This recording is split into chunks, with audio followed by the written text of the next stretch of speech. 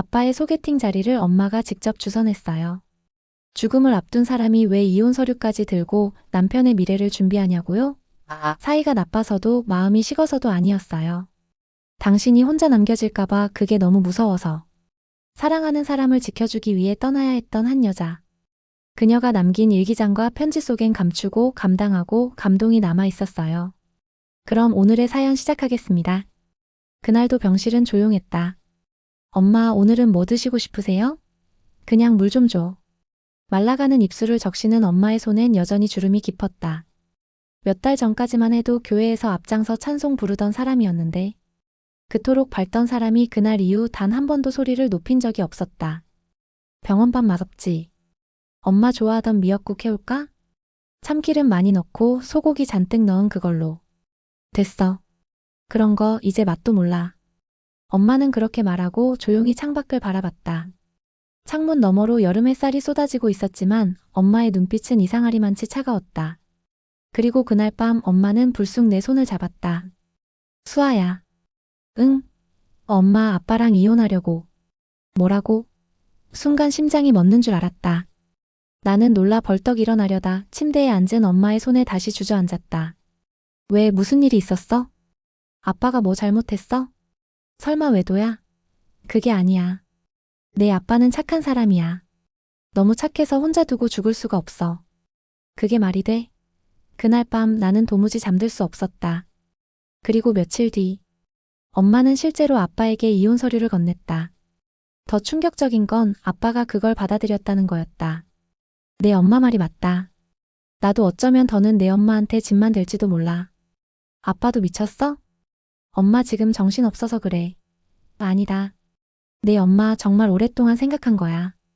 너 몰랐겠지만 엄마는 내 장례식까지 미리 계획했더라. 그날 나는 엄마의 병원 캐비닛에서 노트를 하나 발견했다. 만약 내가 떠난다면이라는 제목이 적힌 그 노트엔 아빠가 혼자가 되지 않도록 계획한 모든 것이 빼곡히 적혀 있었다. 심지어 소개팅 리스트, 맞선 자리 추천 장소, 심리상담사 연락처까지. 정신이 아찔했다. 이게 정말 사랑해서 하는 일이 맞는 걸까? 새벽 5시 나는 혼자 차 안에 앉아 있었다. 병원 앞 주차장 한 구석, 아직 개방되지 않은 카페 옆에 세워둔 차 안에서 창밖만 멍하니 바라봤다.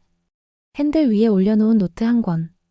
만약 내가 떠난다면이라는 제목 아래 엄마의 단정한 글씨가 여전히 눈에 밝혔다. 나는 결국 다 읽지 못했다. 몇 장 넘기고는 도저히 손이 떨려서 더는 못 넘기겠더라고. 하 운전석에 앉은 채 머리를 핸들에 박고 울었다. 엄마가 아직 살아계신데 엄마가 엄마 자신을 떠날 사람으로 써놓은 그 노트가 그게 너무 마음을 갈기갈기 찢었다. 이럴 거면 병원에 입원한 척은 왜 하셨대? 이혼 서류를 내밀면서 엄마가 그랬다. 나는 너희 아빠가 너무 괜찮아서 걱정되는 거야. 그런 사람이 혼자 남으면 얼마나 금방 늙고 쓸쓸해질지 내가 안 봐도 알아. 내 엄마도 그랬고. 그게 왜 엄마가 걱정할 일이야. 수아야. 사람이 사람을 사랑한다는 건 끝까지 혼자 두지 않는 거래. 내가 끝을 알고 있으니까 준비해두는 거야. 나는 그 순간 엄마가 무서워졌다.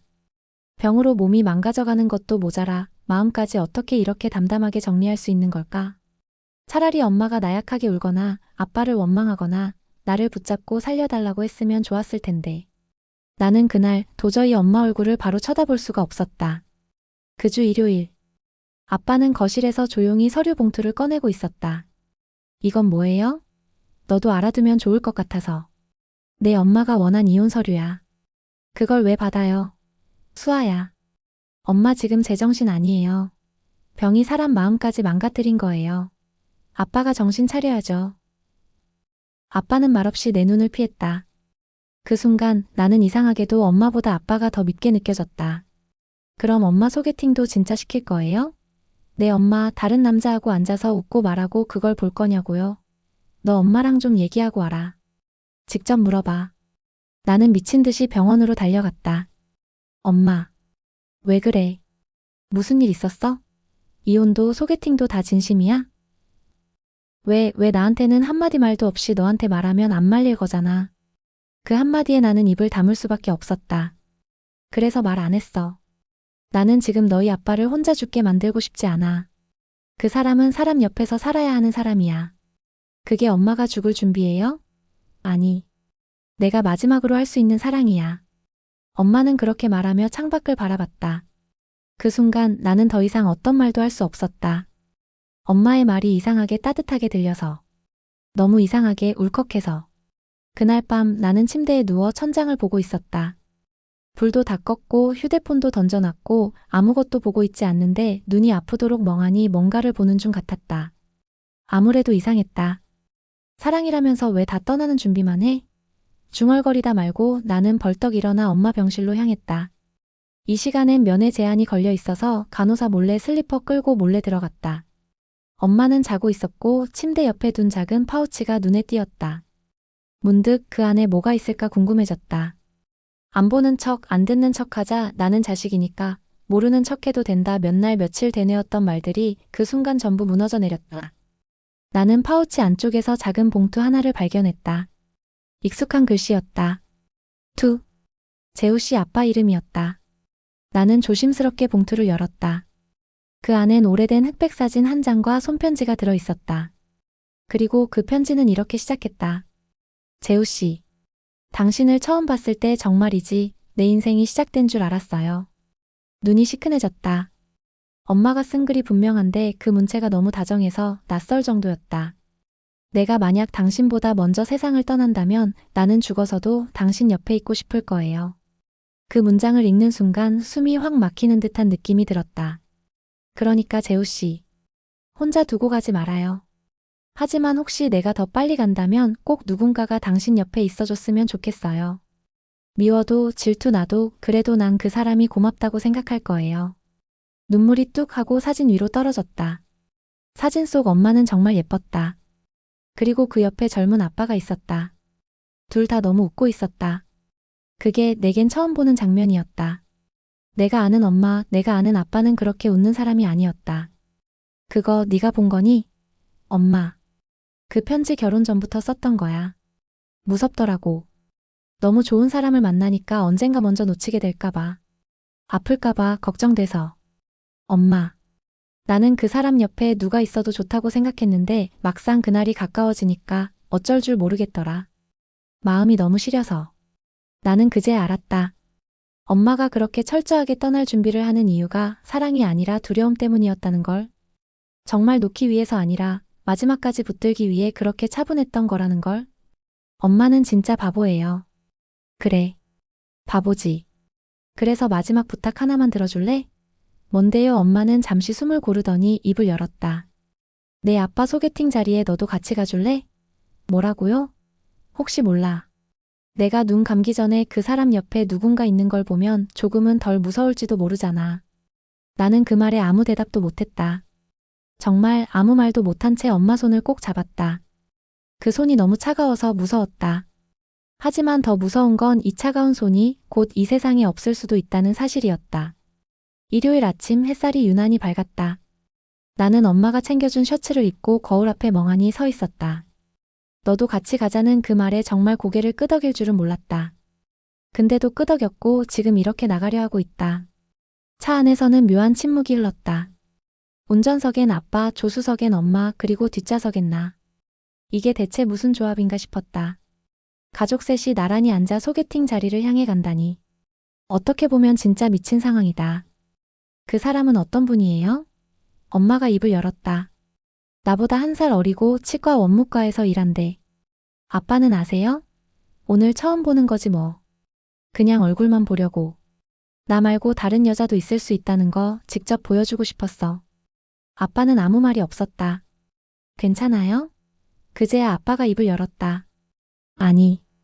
전혀. 작은 한숨과 함께 이어진 그 말이 왠지 더 아프게 박혔다. 도착한 곳은 한옥을 개조한 예쁜 카페였다. 엄마가 예약을 했다고 했다. 분위기도 좋고 음악도 차분했다. 얼마 지나지 않아 그 사람이 들어왔다. 안녕하세요, 정혜연이에요. 그녀는 단정하고 고운 인상이었다. 엄마보다 분명 한참은 어려 보였지만 품이 있고 수줍은 느낌이 묻어났다. 앉으세요. 부담 갖지 마시고요.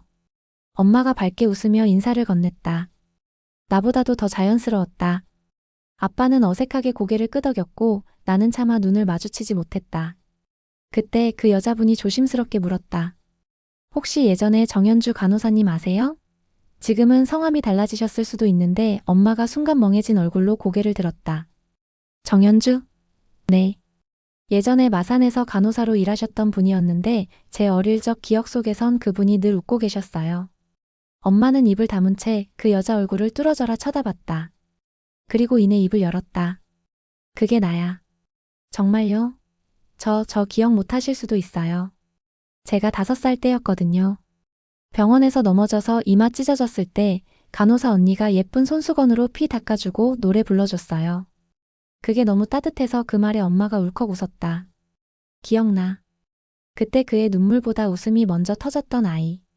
두 사람의 대화는 예상 밖으로 훈훈하게 흘렀다. 그 광경을 본 아빠는 처음으로 피식 웃었다. 여보, 지금 얼굴 표정 풀린 거 몇 달 만인 줄 알아요? 엄마는 고개를 숙이며 작게 중얼거렸다. 이게 마지막 일지도 모르니까.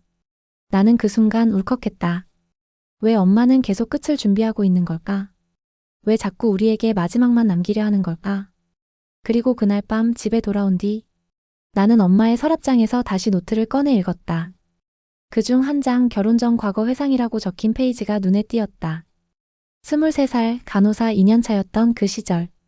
병동에 누워있던 남자가 있었다. 큰 사고를 당한 사람. 말도 못하고 눈만 겨우 뜰 수 있었던 사람. 그런데 이상하게 그 사람 옆에 앉아 있으면 시간이 멈춘 것 같았다. 그 사람이 재우 씨였다. 그리고 내가 사랑한 첫 번째 사람이었다. 숨이 턱 막혔다. 내가 아는 엄마, 늘 냉정하고 단정하고 조용하던 엄마는 그런 불같은 사랑을 했던 사람이었다. 그리고 그 사랑을 아직 놓지 않고 있었다. 며칠 뒤 엄마가 다시 입원했다. 가벼운 통원 치료로 버티던 걸 넘긴 지는 오래였다. 체중은 눈에 띄게 줄었고 눈빛엔 자주 초점이 없었다. 나는 병실 침대 옆 간이 침대에 눕지도 못하고 하루 종일 그 옆에만 앉아 있었다. 엄마 진짜 괜찮아요? 응. 진짜로요? 그냥 좀 졸려서 그래.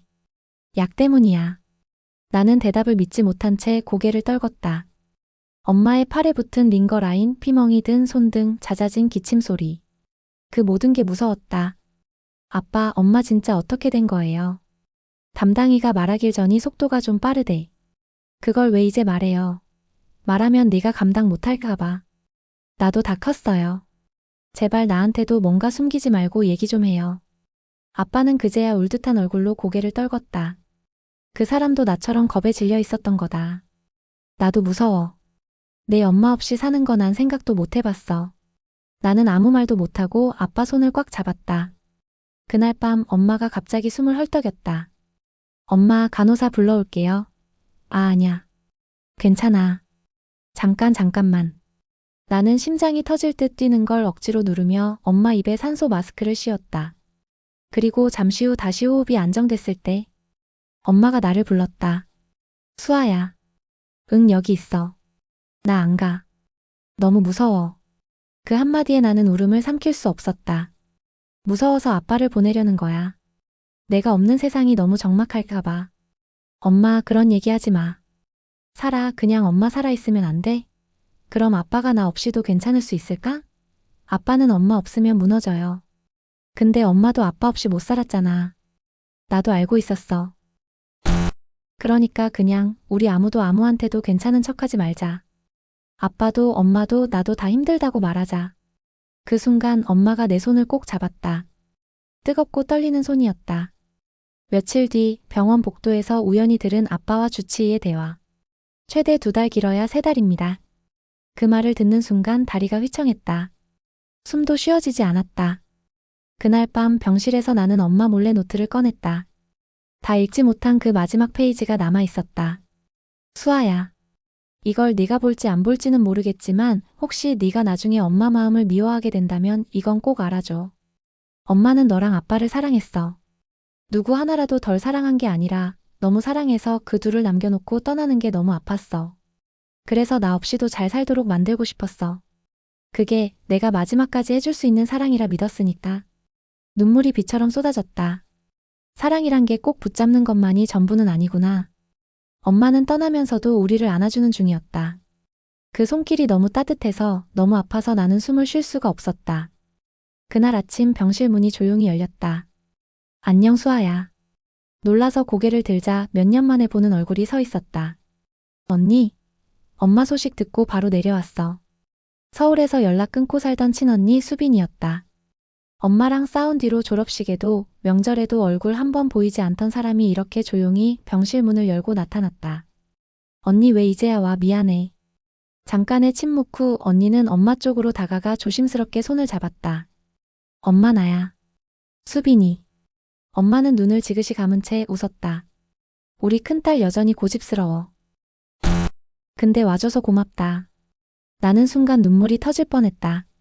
수십 번 말로도 안 되던 감정들이 그 짧은 몇 마디에 다 녹아내리는 것 같았다. 병실 옆 휴게실에서 나는 언니와 단둘이 앉았다. 언니, 엄마가 이혼 준비해. 진짜로?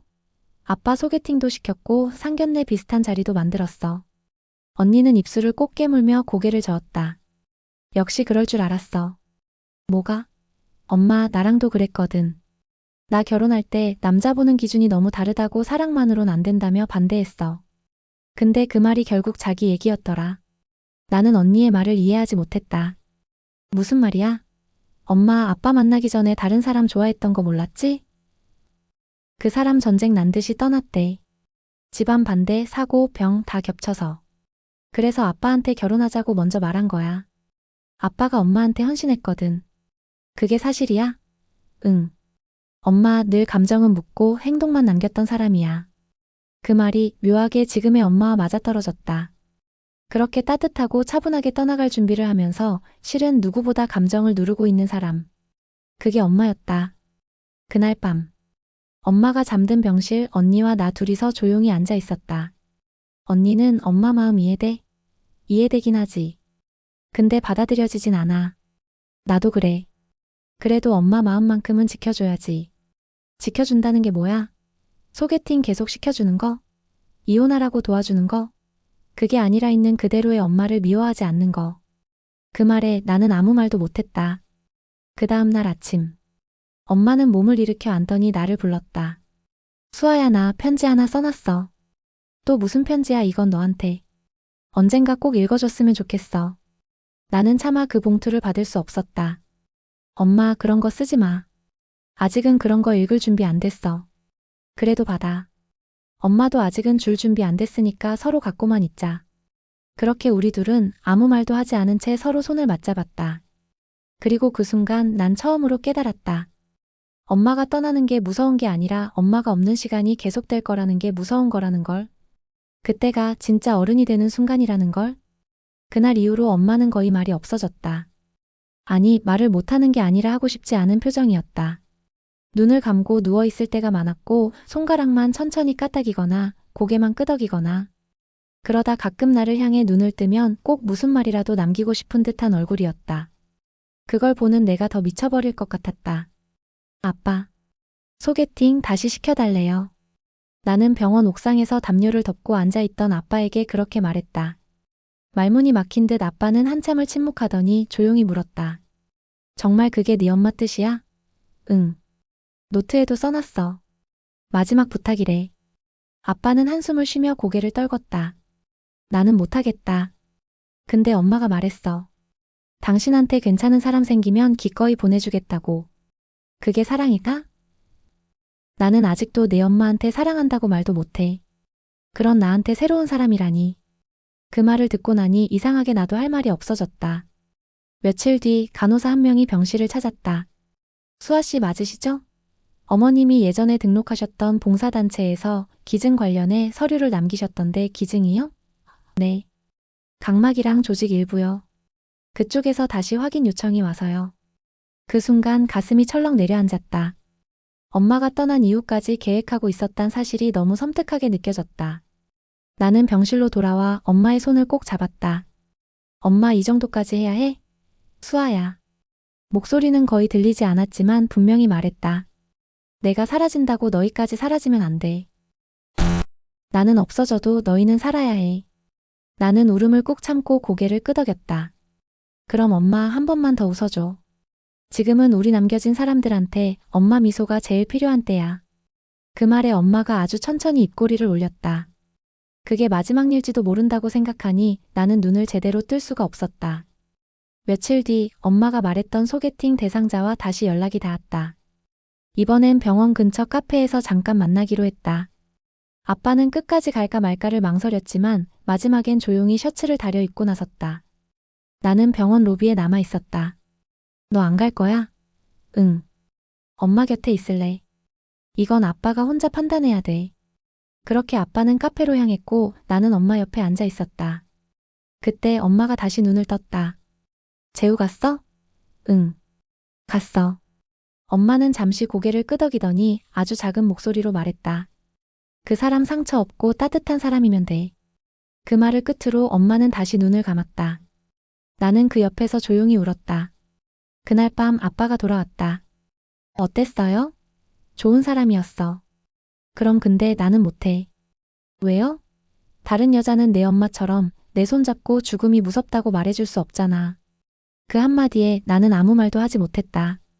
그게 사랑이라는 걸 나는 그날 처음 알았다. 엄마는 그날 밤부터 의식을 잃었다. 혼수 상태 같아요. 신체 기능은 유지되지만 언제든 준비하셔야 할 겁니다.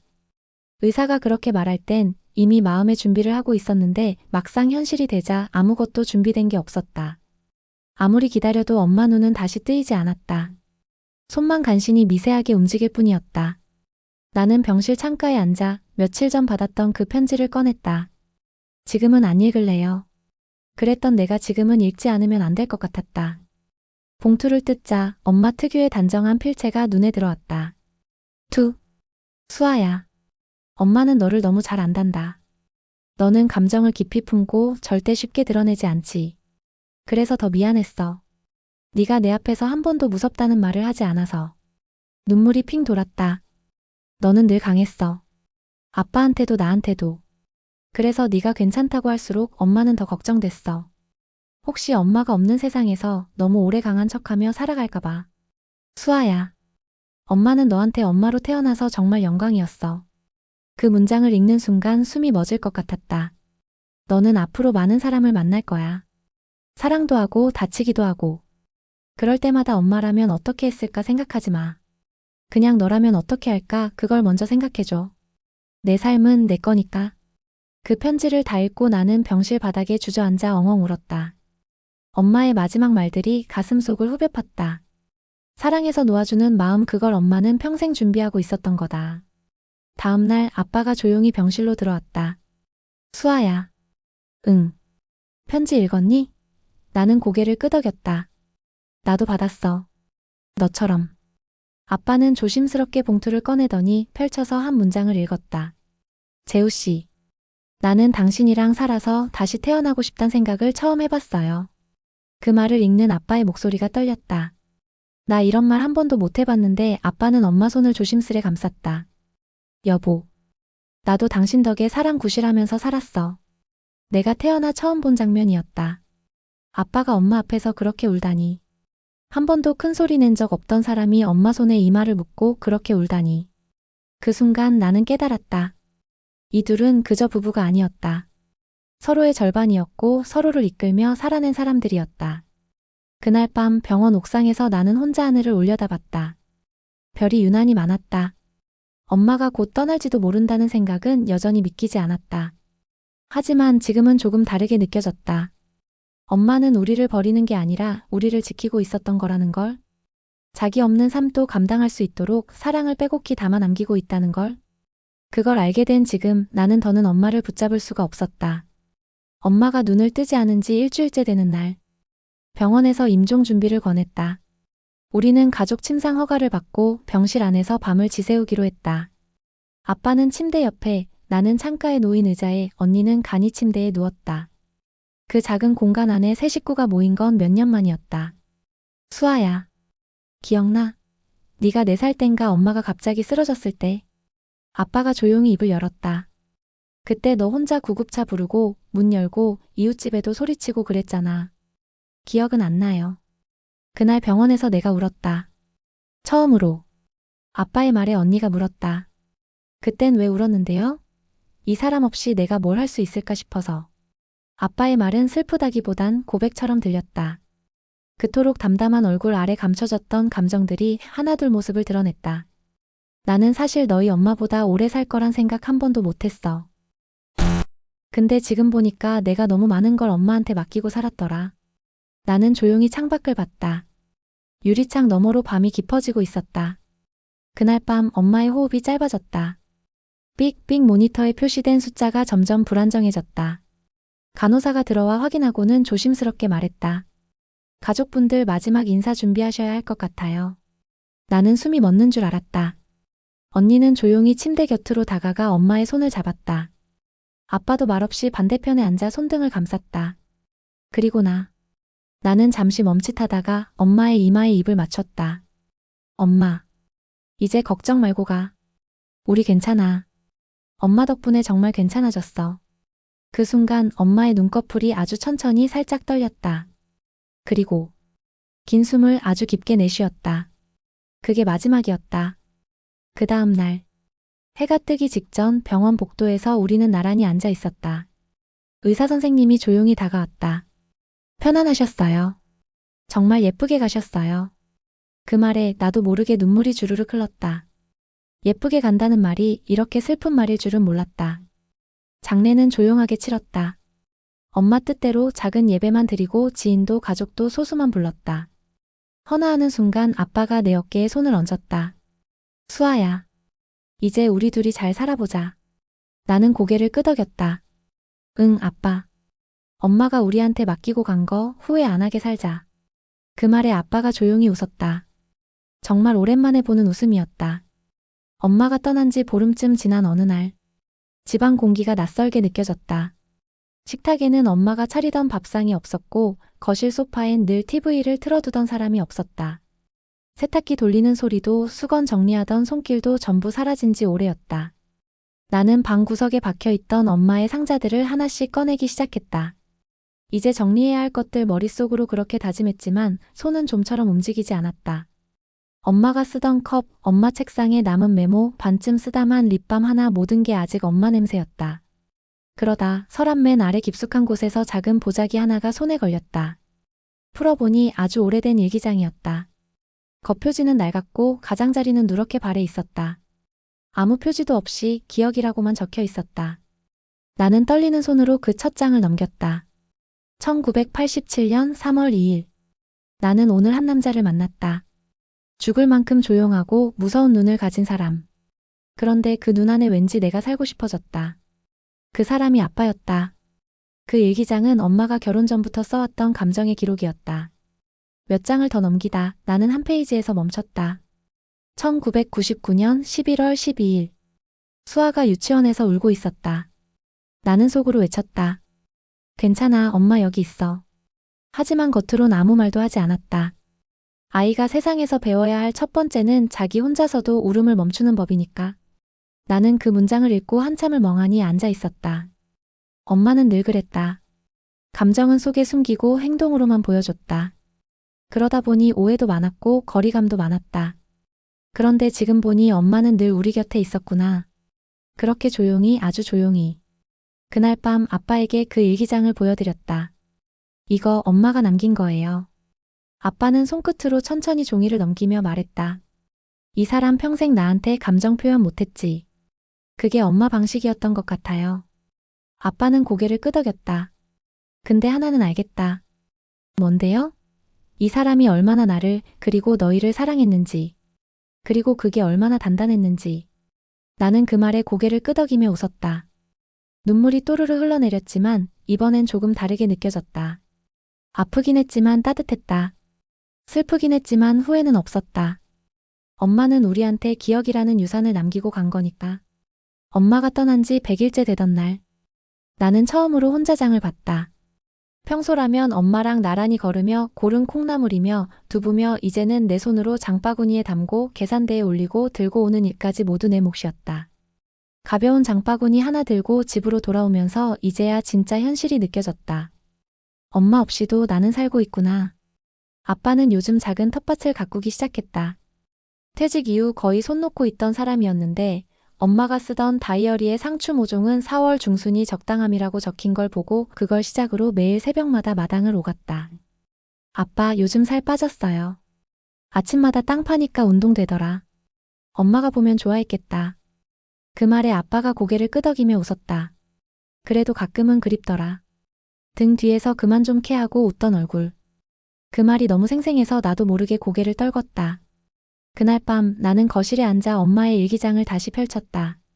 나는 내가 없는 시간에도 이 사람들이 웃을 수 있었으면 좋겠다.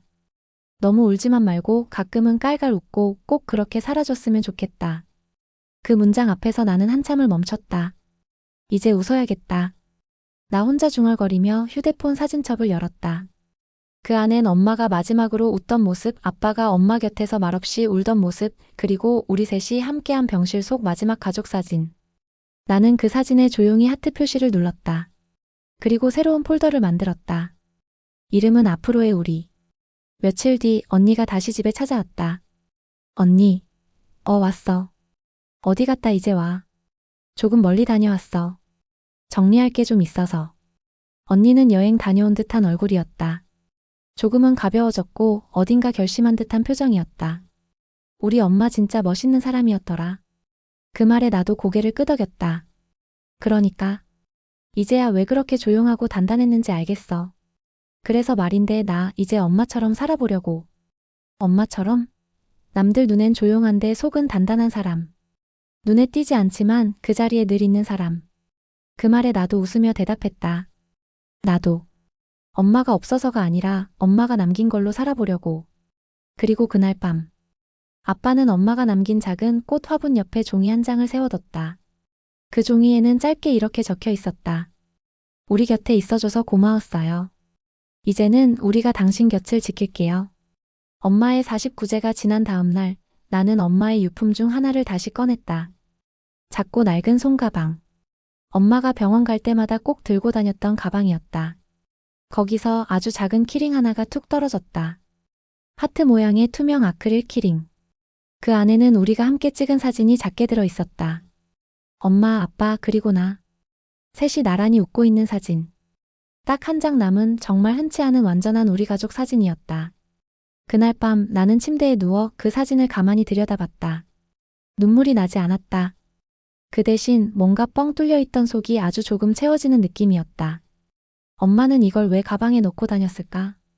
이제는 대답 들을 수 없지만 나는 그냥 알 것 같았다. 엄마도 그리웠을 거라고. 우리가 함께했던 평범한 하루하루가 너무 간절했을 거라고. 그래서 더 열심히 준비했던 거라고. 자신 없는 삶을 남기기 싫어서. 우리를 끝까지 사랑하기 위해. 몇 주 뒤 나는 작은 결심을 했다. 아빠, 나 간호학교 들어가 볼까 해요. 정말? 엄마처럼 직접 사람 손 잡아주는 일 해보고 싶어요. 아빠는 한참을 말없이 있다가 조용히 고개를 끄덕였다. 그거 엄마가 들었으면 참 좋아했겠다. 나는 작게 웃으며 고개를 숙였다. 그래서 더 해보려고요. 엄마가 끝까지 놓지 못한 사람들 내가 이어가 볼게요. 그날 이후 집안 분위기가 조금씩 달라졌다. 아빠는 매일 아침 화분에 물을 주고 엄마가 좋아하던 라디오 채널을 틀어두었다. 나는 책을 읽고 노트를 정리하고 천천히 공부를 시작했다. 가끔은 서로 웃고 가끔은 여전히 울기도 했다. 하지만 이제는 슬픔에 휩쓸리지 않고 그리움 속에서 살아가는 법을 배우고 있었다. 엄마가 남긴 것들은 사라지지 않고 우리 안에 고스란히 남아 있었다. 봄이 되었다. 작은 정원에 엄마가 마지막으로 심었던 튤립이 활짝 피었다. 그 앞에서 나는 조용히 중얼거렸다. 엄마, 나 잘 살아볼게. 엄마 없는 삶도 엄마 덕분에 괜찮을 수 있어. 바람이 살랑 불었다. 튤립 잎이 흔들렸다. 그게 엄마의 대답 같았다. 사랑은 끝을 준비하는 마음이 아닙니다. 사랑은 끝이 와도 살아낼 수 있도록 서로를 단단히 껴안아주는 마음입니다. 엄마가 남긴 건 바로 그 마음이었습니다. 그리고 나는 이제야 그 사랑 안에서 진짜 어른이 되어갑니다. 시청해주신 여러분 진심으로 감사합니다. 이 이야기가 마음에 와닿으셨다면 구독과 좋아요 한 번씩 그리고 댓글로 응원해주세요. 여러분의 응원은 더 좋은 이야기로 돌아옵니다. 지금까지 미소한줌 이야기였습니다. 감사합니다. 수아야. 엄마는 너를 너무 잘 안단다. 너는 감정을 깊이 품고 절대 쉽게 드러내지 않지. 그래서 더 미안했어. 네가 내 앞에서 한 번도 무섭다는 말을 하지 않아서. 눈물이 핑 돌았다. 너는 늘 강했어. 아빠한테도 나한테도. 그래서 네가 괜찮다고 할수록 엄마는 더 걱정됐어. 혹시 엄마가 없는 세상에서 너무 오래 강한 척하며 살아갈까봐. 수아야. 엄마는 너한테 엄마로 태어나서 정말 영광이었어. 그 문장을 읽는 순간 숨이 멎을 것 같았다. 너는 앞으로 많은 사람을 만날 거야. 사랑도 하고 다치기도 하고. 그럴 때마다 엄마라면 어떻게 했을까 생각하지 마. 그냥 너라면 어떻게 할까 그걸 먼저 생각해줘. 내 삶은 내 거니까. 그 편지를 다 읽고 나는 병실 바닥에 주저앉아 엉엉 울었다. 엄마의 마지막 말들이 가슴속을 후벼 팠다. 사랑해서 놓아주는 마음 그걸 엄마는 평생 준비하고 있었던 거다. 다음 날 아빠가 조용히 병실로 들어왔다. 수아야. 응. 편지 읽었니? 나는 고개를 끄덕였다. 나도 받았어. 너처럼. 아빠는 조심스럽게 봉투를 꺼내더니 펼쳐서 한 문장을 읽었다. 재우 씨.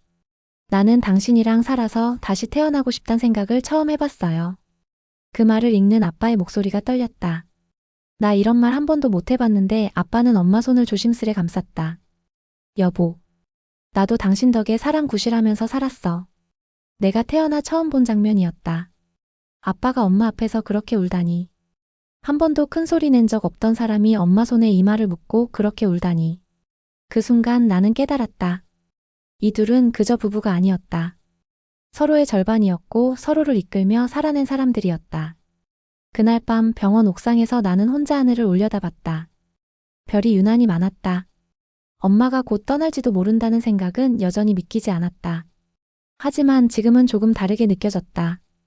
엄마는 우리를 버리는 게 아니라 우리를 지키고 있었던 거라는 걸. 자기 없는 삶도 감당할 수 있도록 사랑을 빼곡히 담아 남기고 있다는 걸. 그걸 알게 된 지금 나는 더는 엄마를 붙잡을 수가 없었다. 엄마가 눈을 뜨지 않은 지 일주일째 되는 날. 병원에서 임종 준비를 권했다. 우리는 가족 침상 허가를 받고 병실 안에서 밤을 지새우기로 했다. 아빠는 침대 옆에, 나는 창가에 놓인 의자에, 언니는 간이 침대에 누웠다. 그 작은 공간 안에 세 식구가 모인 건 몇 년 만이었다. 수아야. 기억나? 네가 4살 땐가 엄마가 갑자기 쓰러졌을 때. 아빠가 조용히 입을 열었다. 그때 너 혼자 구급차 부르고 문 열고 이웃집에도 소리치고 그랬잖아. 기억은 안 나요. 그날 병원에서 내가 울었다. 처음으로. 아빠의 말에 언니가 물었다. 그땐 왜 울었는데요? 이 사람 없이 내가 뭘 할 수 있을까 싶어서. 아빠의 말은 슬프다기보단 고백처럼 들렸다. 그토록 담담한 얼굴 아래 감춰졌던 감정들이 하나둘 모습을 드러냈다. 나는 사실 너희 엄마보다 오래 살 거란 생각 한 번도 못했어. 근데 지금 보니까 내가 너무 많은 걸 엄마한테 맡기고 살았더라. 나는 조용히 창밖을 봤다. 유리창 너머로 밤이 깊어지고 있었다. 그날 밤 엄마의 호흡이 짧아졌다. 삑삑 모니터에 표시된 숫자가 점점 불안정해졌다. 간호사가 들어와 확인하고는 조심스럽게 말했다. 가족분들 마지막 인사 준비하셔야 할 것 같아요. 나는 숨이 멎는 줄 알았다. 언니는 조용히 침대 곁으로 다가가 엄마의 손을 잡았다. 아빠도 말없이 반대편에 앉아 손등을 감쌌다. 그리고 나는 잠시 멈칫하다가 엄마의 이마에 입을 맞췄다. 엄마. 이제 걱정 말고 가. 우리 괜찮아. 엄마 덕분에 정말 괜찮아졌어. 그 순간 엄마의 눈꺼풀이 아주 천천히 살짝 떨렸다. 그리고 긴 숨을 아주 깊게 내쉬었다. 그게 마지막이었다. 그 다음 날. 해가 뜨기 직전 병원 복도에서 우리는 나란히 앉아 있었다. 의사 선생님이 조용히 다가왔다. 편안하셨어요. 정말 예쁘게 가셨어요. 그 말에 나도 모르게 눈물이 주르륵 흘렀다. 예쁘게 간다는 말이 이렇게 슬픈 말일 줄은 몰랐다. 장례는 조용하게 치렀다. 엄마 뜻대로 작은 예배만 드리고 지인도 가족도 소수만 불렀다. 헌화하는 순간 아빠가 내 어깨에 손을 얹었다. 수아야. 이제 우리 둘이 잘 살아보자. 나는 고개를 끄덕였다. 응, 아빠. 엄마가 우리한테 맡기고 간 거 후회 안 하게 살자. 그 말에 아빠가 조용히 웃었다. 정말 오랜만에 보는 웃음이었다. 엄마가 떠난 지 보름쯤 지난 어느 날. 집안 공기가 낯설게 느껴졌다. 식탁에는 엄마가 차리던 밥상이 없었고 거실 소파엔 늘 TV를 틀어두던 사람이 없었다. 세탁기 돌리는 소리도 수건 정리하던 손길도 전부 사라진 지 오래였다. 나는 방 구석에 박혀있던 엄마의 상자들을 하나씩 꺼내기 시작했다. 이제 정리해야 할 것들 머릿속으로 그렇게 다짐했지만 손은 좀처럼 움직이지 않았다. 엄마가 쓰던 컵, 엄마 책상에 남은 메모, 반쯤 쓰다만 립밤 하나 모든 게 아직 엄마 냄새였다. 그러다 서랍 맨 아래 깊숙한 곳에서 작은 보자기 하나가 손에 걸렸다. 풀어보니 아주 오래된 일기장이었다. 겉표지는 낡았고 가장자리는 누렇게 발해 있었다. 아무 표지도 없이 기억이라고만 적혀 있었다. 나는 떨리는 손으로 그 첫 장을 넘겼다. 1987년 3월 2일. 나는 오늘 한 남자를 만났다. 죽을 만큼 조용하고 무서운 눈을 가진 사람. 그런데 그 눈 안에 왠지 내가 살고 싶어졌다. 그 사람이 아빠였다. 그 일기장은 엄마가 결혼 전부터 써왔던 감정의 기록이었다. 몇 장을 더 넘기다 나는 한 페이지에서 멈췄다. 1999년 11월 12일. 수아가 유치원에서 울고 있었다. 나는 속으로 외쳤다. 괜찮아, 엄마 여기 있어. 하지만 겉으론 아무 말도 하지 않았다. 아이가 세상에서 배워야 할 첫 번째는 자기 혼자서도 울음을 멈추는 법이니까. 나는 그 문장을 읽고 한참을 멍하니 앉아 있었다. 엄마는 늘 그랬다. 감정은 속에 숨기고 행동으로만 보여줬다. 그러다 보니 오해도 많았고 거리감도 많았다. 그런데 지금 보니 엄마는 늘 우리 곁에 있었구나. 그렇게 조용히, 아주 조용히. 그날 밤 아빠에게 그 일기장을 보여드렸다. 이거 엄마가 남긴 거예요. 아빠는 손끝으로 천천히 종이를 넘기며 말했다. 이 사람 평생 나한테 감정 표현 못했지. 그게 엄마 방식이었던 것 같아요. 아빠는 고개를 끄덕였다. 근데 하나는 알겠다. 뭔데요? 이 사람이 얼마나 나를, 그리고 너희를 사랑했는지. 그리고 그게 얼마나 단단했는지. 나는 그 말에 고개를 끄덕이며 웃었다. 눈물이 또르르 흘러내렸지만 이번엔 조금 다르게 느껴졌다. 아프긴 했지만 따뜻했다. 슬프긴 했지만 후회는 없었다. 엄마는 우리한테 기억이라는 유산을 남기고 간 거니까. 엄마가 떠난 지 100일째 되던 날. 나는 처음으로 혼자 장을 봤다. 평소라면 엄마랑 나란히 걸으며 고른 콩나물이며 두부며 이제는 내 손으로 장바구니에 담고 계산대에 올리고 들고 오는 일까지 모두 내 몫이었다. 가벼운 장바구니 하나 들고 집으로 돌아오면서 이제야 진짜 현실이 느껴졌다. 엄마 없이도 나는 살고 있구나. 아빠는 요즘 작은 텃밭을 가꾸기 시작했다. 퇴직 이후 거의 손 놓고 있던 사람이었는데 엄마가 쓰던 다이어리의 상추 모종은 4월 중순이 적당함이라고 적힌 걸 보고 그걸 시작으로 매일 새벽마다 마당을 오갔다. 아빠 요즘 살 빠졌어요. 아침마다 땅 파니까 운동되더라. 엄마가 보면 좋아했겠다. 그 말에 아빠가 고개를 끄덕이며 웃었다. 그래도 가끔은 그립더라. 등 뒤에서 그만 좀 캐하고 웃던 얼굴. 그 말이 너무 생생해서 나도 모르게 고개를 떨궜다. 그날 밤 나는 거실에 앉아 엄마의 일기장을 다시 펼쳤다. 나는 내가 없는 시간에도 이 사람들이 웃을 수 있었으면 좋겠다. 너무 울지만 말고 가끔은 깔깔 웃고 꼭 그렇게 살아줬으면 좋겠다. 그 문장 앞에서 나는 한참을 멈췄다. 이제 웃어야겠다. 나 혼자 중얼거리며 휴대폰 사진첩을 열었다. 그 안엔 엄마가 마지막으로 웃던 모습, 아빠가 엄마 곁에서 말없이 울던 모습, 그리고 우리 셋이 함께한 병실 속 마지막 가족 사진. 나는 그 사진에 조용히 하트 표시를 눌렀다. 그리고 새로운 폴더를 만들었다. 이름은 앞으로의 우리. 며칠 뒤 언니가 다시 집에 찾아왔다. 언니. 왔어. 어디 갔다 이제 와. 조금 멀리 다녀왔어. 정리할 게 좀 있어서. 언니는 여행 다녀온 듯한 얼굴이었다. 조금은 가벼워졌고 어딘가 결심한 듯한 표정이었다. 우리 엄마.